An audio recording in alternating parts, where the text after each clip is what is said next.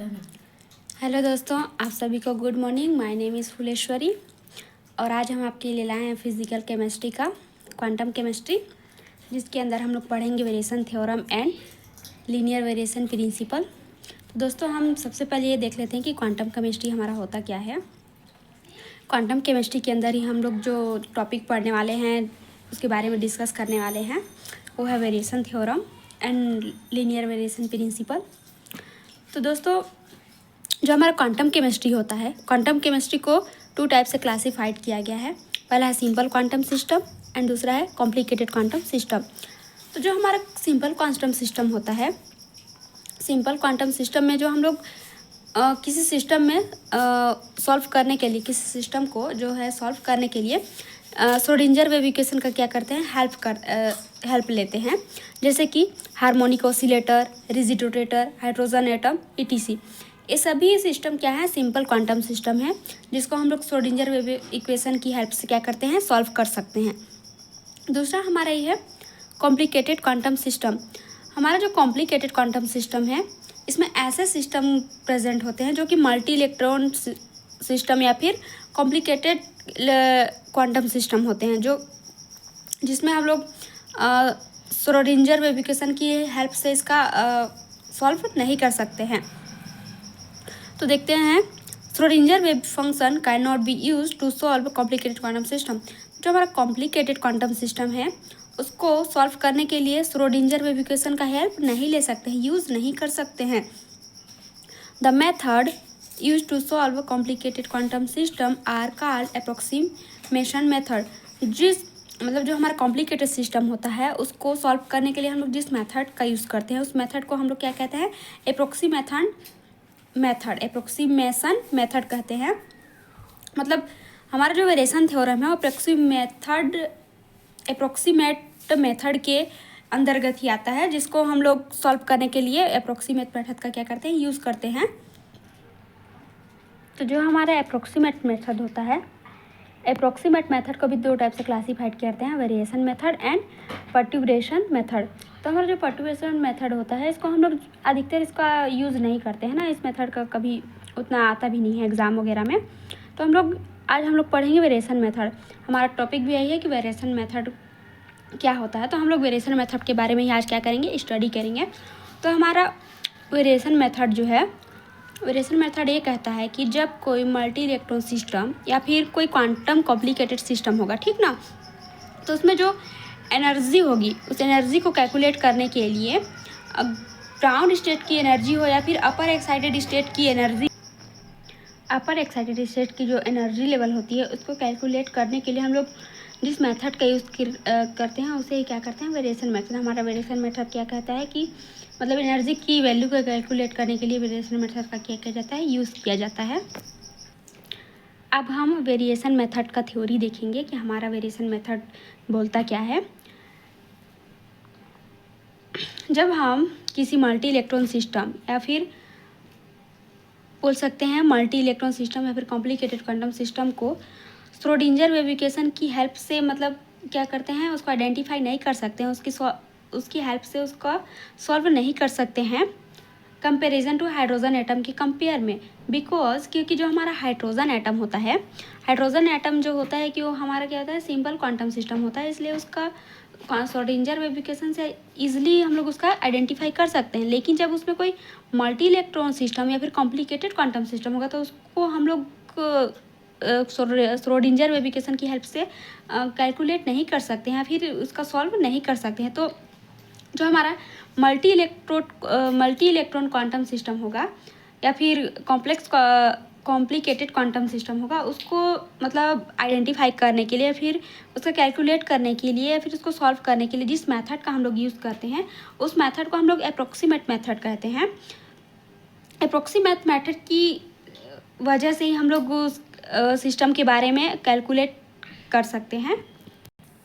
तो जो हमारा एप्रोक्सीमेट मेथड होता है, एप्रोक्सीमेट मेथड की द्वारा हम लोग किसी भी सिस्टम का जो आइजन स्टेट होता है उसको और आइजन फंक्शन होता है उसको आसानी से क्या कर सकते हैं, कैलकुलेट कर सकते हैं।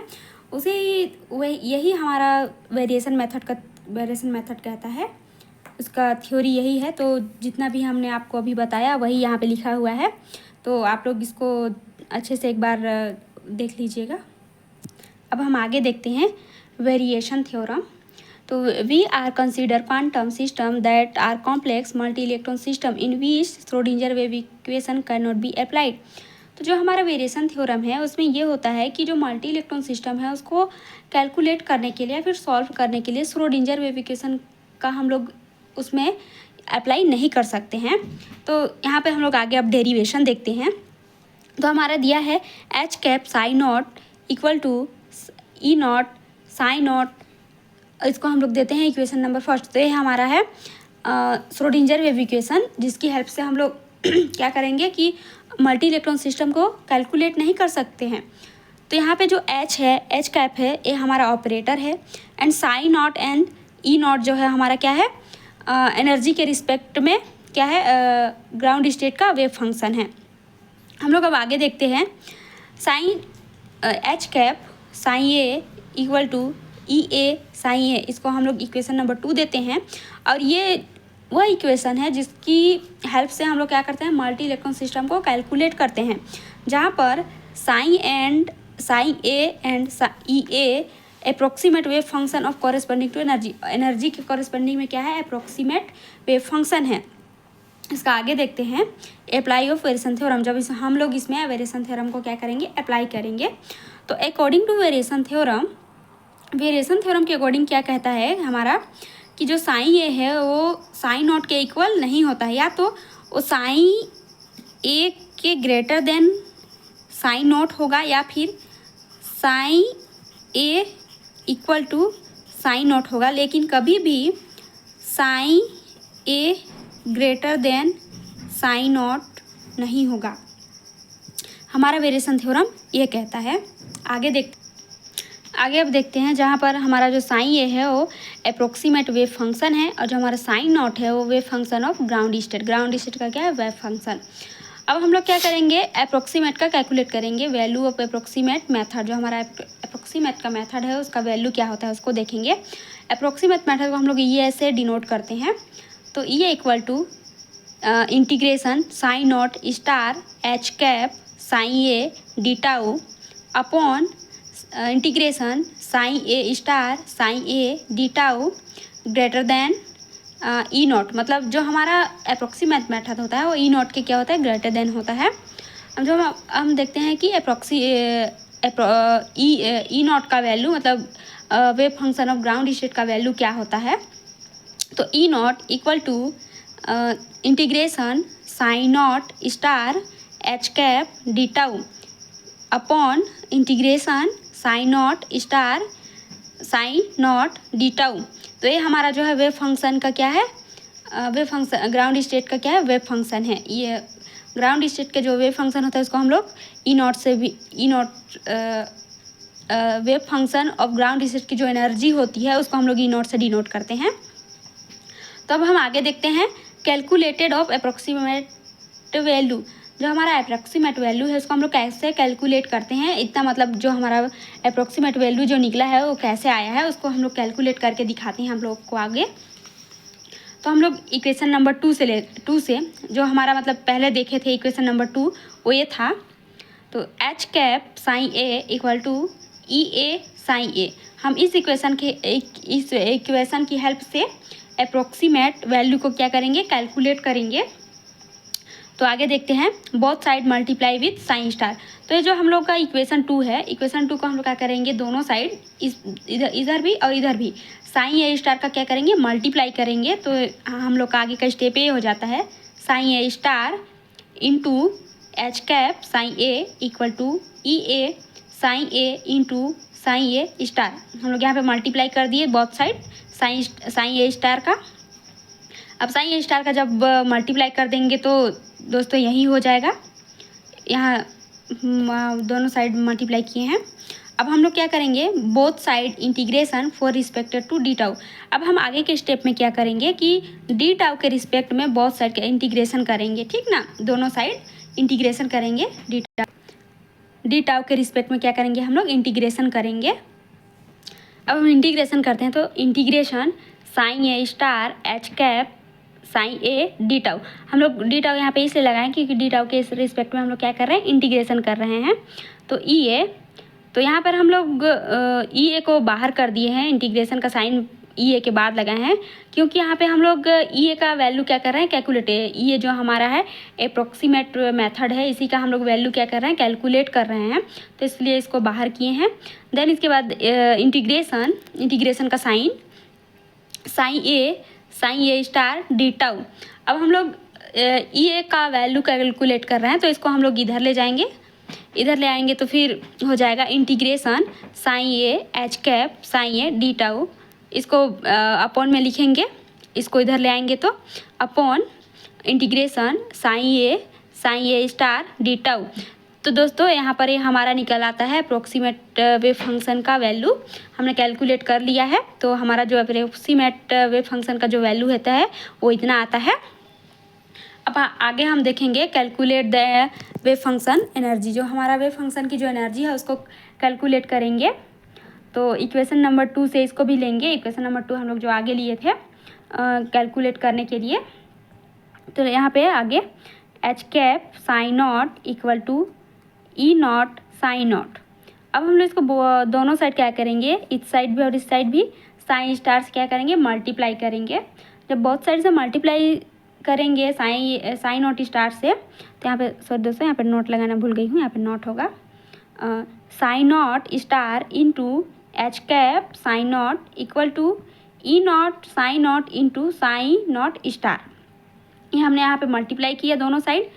अब दोनों साइड मल्टीप्लाई करने के बाद हम लोग नेक्स्ट स्टेप में क्या करेंगे कि डी टाउ के रिस्पेक्ट में ही क्या करेंगे, इंटीग्रेशन करेंगे दोनों साइड, यहाँ भी और यहाँ भी क्या करेंगे, डी टाउ के रिस्पेक्ट में इंटीग्रेशन करेंगे। तो जब यहाँ पे अभी इनका इंटीग्रेशन करते हैं तो होता है इंटीग्रेशन का साइन है integration sign star H cap sign not D tau equal to, यहाँ पे ई नॉट को हम लोग बाहर किए हैं क्योंकि यहाँ पे हम लोग को ई नॉट ही कैलकुलेट करना है। तो integration sign not star D tau. अब हम लोग ई नॉट की एनर्जी को कैलकुलेट कर रहे हैं, तो इसको इधर करते हैं, फिर इक्वल टू इसको ऊपर में लिखाएगा integration sign star H cap sign not D tau. दोस्तों यहाँ पे हम लोग नॉट लगाना भूल गई हूँ, सॉरी, यहाँ पे नॉट होगा sign not star H cap sign not D tau upon, इसको हम लोग अपॉन में लिखेंगे integration sign not star D tau. तो दोस्तों यहाँ पे हमारा वेव फंक्शन की एनर्जी कैलकुलेट हो जाती है। जो हमारा वेव फंक्शन की एनर्जी होती है वो इतना होती है। तो ये हमारा वेव फंक्शन की एनर्जी। आगे हम देखते हैं वेयर, जहाँ पे हमारा जो डी टाउ है वो अप्रॉक्सीमेट वैल्यू एलिमेंट है, और जो हमारा एच कैप है वो ऑपरेटर है, जो साइन ए है वेव फंक्शन ऑफ अप्रॉक्सीमेट है, और जो ई ए है वो wave function of corresponding to energy है। ठीक ना। अब आगे देखते हैं लीनियर वेरिएशन प्रिंसिपल। हम लोग इसका प्रिंसिपल देख लेते हैं वेरिएशन का कि इसका प्रिंसिपल क्या होता है। तो linear variation principle is widely use for study complicated system. जो हमारा वेरिएशन प्रिंसिपल है उसमें कॉम्प्लिकेटेड सिस्टम का स्टडी करने के लिए क्या करता है, इसका यूज़ किया जाता है। कॉम्प्लिकेटेड सिस्टम का मतलब हम लोग स्टडी करेंगे उसके लिए इसका यूज़ किया जाता है, किसका, वेरिएशन प्रिंसिपल का। Linear principle employs gaseous trial function for solving the Schrodinger equation of complex system। तो लीनियर प्रिंसिपल जो होता है, लीनियर वेरिएशन प्रिंसिपल जो है कॉम्प्लेक्स सिस्टम के श्रोडिंजर इक्वेशन को सॉल्व करने के लिए क्या होता है, एम्प्लॉयज होते हैं, जो कि गैसियस एंड ट्रायल के रूप में होते हैं। ठीक ना। जो हमारा लीनियर प्रिंसिपल होता है उसको मतलब उसके कॉम्प्लेक्स सिस्टम को स्टडी करने के लिए श्रोडिंजर वेव इक्वेशन को मतलब एम्प्लॉयज बोल सकते हैं, या फिर गैसियस ट्रायल फंक्शन के रूप में क्या होते हैं, प्रेजेंट होते हैं। तो जो गैसियस ट्रायल फंक्शन होते हैं उसको कंसिडर किया जाता है। तो हमारा जो प्रिंसिपल है variation principal, linear variation principal, वो ये होता है sine equal to summation a n sine n. इसको हम लोग क्या देते हैं, इक्वेशन नंबर 1।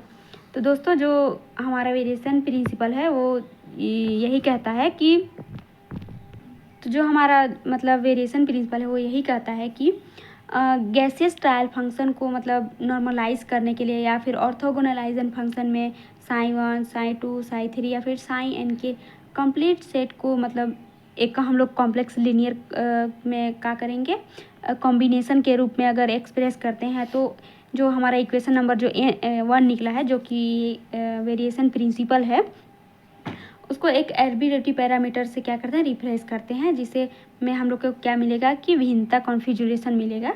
इसे ही मतलब वेरिएशन प्रिंसिपल कहा जाता है।